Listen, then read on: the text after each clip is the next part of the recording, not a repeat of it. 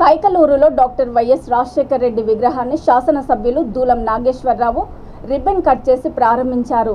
ముదినేపల్లి మండలము దేవపూడి గ్రామంలో వైసీపీ కార్యకర్త వైఎస్ఆర్ వీరాభిమాని చలమల శెట్టి బాలాజీ ఏర్పాటు చేసిన వైఎస్ఆర్ విగ్రహాన్ని ఆయన ప్రారంభించారు. ఈ కార్యక్రమంలో ఎంపీపీ రామిశెట్టి సత్యనారాయణ, మండల వైకాపా అధ్యక్షులు మెట్రు యేసుబాబు, రాష్ట్ర housing corporation director Ganta Sandhya, సచివాలయ కన్వీనర్లు Boina Venugopalaswamy, Gudavalli Musalayya, vice MPP Rachuri Radha, MPTC Gummadi Venkateswararao, PSCS అధ్యక్షులు కట్టా మహేష్, పార్టీ అభిమానులు తదితరులు పాల్గొన్నారు.